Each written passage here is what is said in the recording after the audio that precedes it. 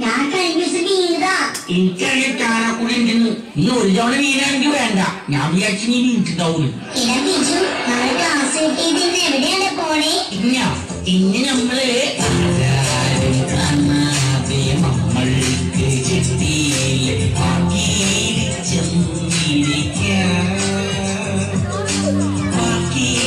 ചാടുന്ന കുതിരേട മൊഴിയിൽ ഗമയിൽ ചരിഞ്ഞിരിക്കാം.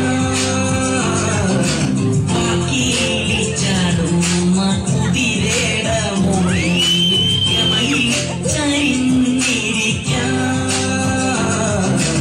ആരാരും കാണാതെ കൊച്ചിയിലെ ബീച്ചിലെ കപ്പലോടിച്ച് കളിക്കാം. കക്ക പെറുക്കുന്ന നേരത്ത് ശങ്കിന്റെ ശബ്ദങ്ങൾ കേൾപ്പിക്കാതെ. കൊള്ളാം, അവിടേക്ക് പോകാൻ നമ്മുടെ കാശുണ്ടോടാ? നിന്റെ കയ്യിലുണ്ടോ കാശി? ആ ഉണ്ടല്ല, എന്റെ അച്ഛന്റെ പോക്കറ്റിൽ ഞാൻ കാശ് എടുത്തല്ല. ഇടാ പൊട്ടാ ബിജു, അച്ഛന്റെ പോക്കറ്റിരിക്കുന്ന പാമ്പല്ലേ, അതുകൊണ്ട് ഞാൻ പേസ് എടുത്തു. എന്തൊക്കെ വേണോടി മഞ്ജു? മുന്തിരി വേണോ, ഓറഞ്ച് വേണോ, പൈനാപ്പിൾ വേണോ, ടീ പത്തിരി വേണോ, പാലട വേണോ, പഴംപൊരി വേണോ, ടീ പത്തി ചിക്കന് വെട്ടി കുട്ടികൾ മൊത്തം വാങ്ങിത്തരാം. ഷാജ ഷക്കിലി കൊണ്ടാഞ്ഞിട്ട് ഹോർലിക്സ് ആക്കിത്തരാം. മതി മതി ചേട്ടാ, അത് മതി മതി ബിജുവേ,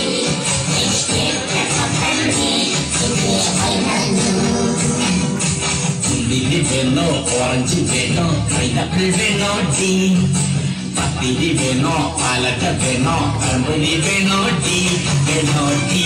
എനിക്ക് ഏറ്റവും ഇഷ്ടപ്പെട്ട സാധനം പറ, നമുക്ക് വാങ്ങി തിന്നാം. അയ്യോ അത് പറ്റൂല, എന്റെ അച്ഛനെ അമ്മേനെ എങ്ങനെ വാങ്ങി തിന്നും?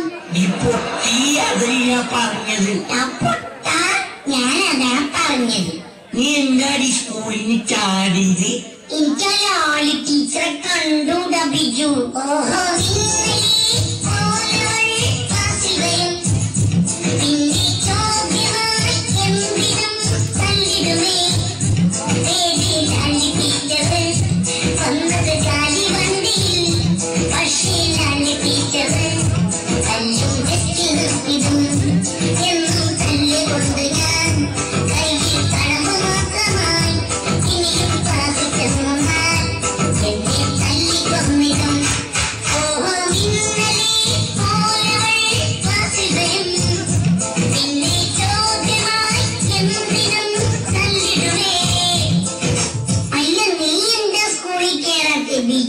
ഞാനും അവനുമായി തെറ്റിയടി.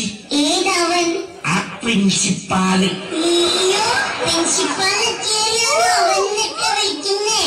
അവന്റെ മുമ്പിൽ വെച്ച് വിളിച്ചില്ലല്ലോ. എങ്കിലും അവനെ വിളിക്കരുത്. ചെറ്റ. അതെ ബിജു, നമ്മൾ രണ്ടുപേരും കൂടി സ്കൂളിൽ ചാടിയത് വീട്ടിലറിഞ്ഞ. നമ്മൾ സ്കൂളിലെ ചാടിയത് ഒളിച്ചോടിയൊന്നുമില്ലല്ല. പിന്നെ വർത്താനായി പറയുന്നേ ബിജു, നമ്മള് കൊച്ചല്ലേ, നമുക്കൊരു 2 വർഷം കൂടി കഴിഞ്ഞിട്ട് നമുക്ക് ഒളിച്ചോടാം.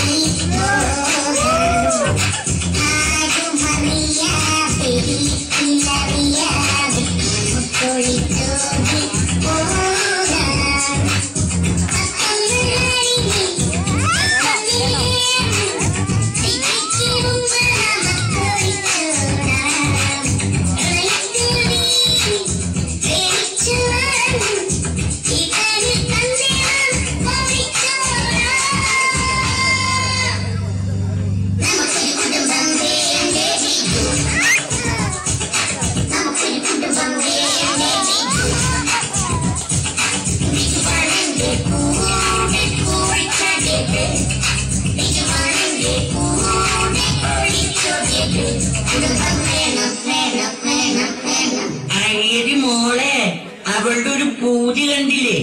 എടി, നമ്മളെ കുട്ടികളാണ്, നമ്മള് കുട്ടികളുടെ പോലെ പെരുമാറിയാ മതി, മനസ്സിലായ?